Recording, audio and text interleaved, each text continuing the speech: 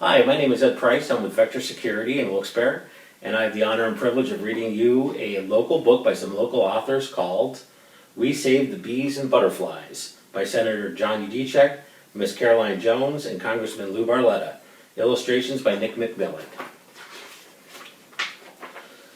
Walking across the schoolyard, Liam sat perched on the playground fence, watching a large patch of purple flowers. "What are you looking at?" asked Rosie, as she peeked over Liam's shoulder. "There's something flying around in the flowers," Liam said quietly.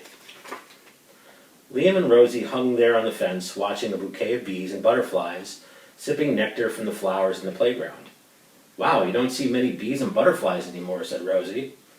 "I wonder why," asked Liam. "Let's go ask Mrs. Smith," Rosie said. Running back to the classrooms, our imagination filled with thoughts of bees and butterflies. Mrs. Smith, Rosie and Liam's Shine After School teacher, noticed their enthusiasm and asked, "What has the two of you so excited?" The Shine After School program was Rosie and Liam's favorite time of the day. Shine gave Rosie and Liam an opportunity to improve their schoolwork, make new friends, and learn about the STEAM power. STEAM power is about hands-on learning and solving problems with science, technology, engineering, arts, and mathematics. Liam asked, "Mrs. Smith, why don't we see many bees and butterflies in the schoolyard anymore?" "Good question, Liam," said Mrs. Smith. "I'm going to put you and Rosie in charge of a special Shine mission to discover why so few bees and butterflies are buzzing around these days." "Where should we start?" said Liam. "Let's start with some Shine steam power, said Mrs. Smith. Liam and Rosie rushed to their workstation, turned on their computer tablet, and began to research the lives of bees and butterflies. "Wow, look at this fact," Rosie declared. "The population of monarch butterflies has declined by 90%, and honeybee colonies declined by 30%. I found an article that explains how the loss of pollinators like bees and butterflies impacts our own environment," Liam added. "Why is pollination so important?" asked Mrs. Smith. "Pollination helps plants produce fruit and seeds, and it helps produce new plants and flowers," said Liam. "Bees and butterflies are like nature's little farmers, helping plants and flowers grow to keep us all healthy and alive," said Rosie. "How do bees communicate with one another to know which flowers to pollinate?" asked Mrs. Smith. Pulling up a video, Rosie began to laugh. "The honeybees communicate with each other by dancing." Rosie and Liam started to dance around and perform the dance of the honeybees like they were two bees talking to one another. "Good work, Rosie and Liam," said Mrs. Smith. "Now let's try to discover why so many bees and butterflies are disappearing in our neighborhoods." Liam and Rosie found a science journal in the library which had a graph illustrating an alarming point. Bee and butterfly populations were shrinking because they were losing their natural habitats. "The bees and butterflies are losing their homes," said Liam, with great concern.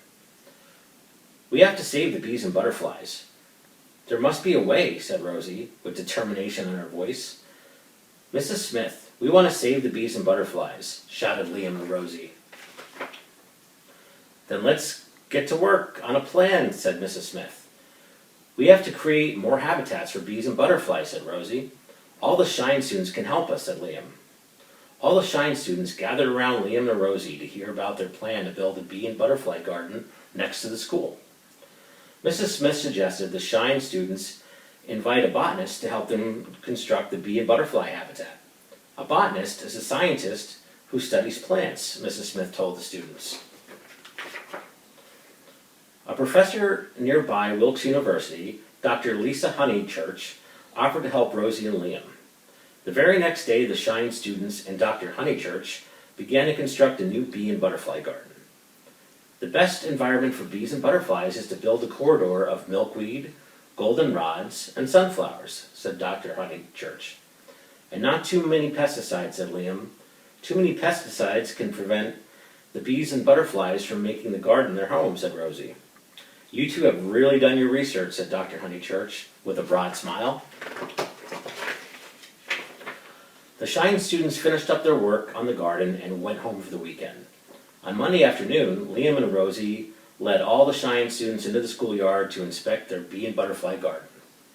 The eyes of the children opened wide and their voices erupted in cheers as they saw hundreds of bees and butterflies flying about the new garden. "We saved the bees and butterflies," shouted Rosie and Liam as they hugged each other in celebration of their victory. With Rosie and Liam leading the way, all the Shine students danced around like happy honeybees and singing out in one proud voice, "We saved the bees and butterflies." Thank you so much for taking the time to read with me today. I'm Ed Price from Vector Security, and I hope you enjoyed the book.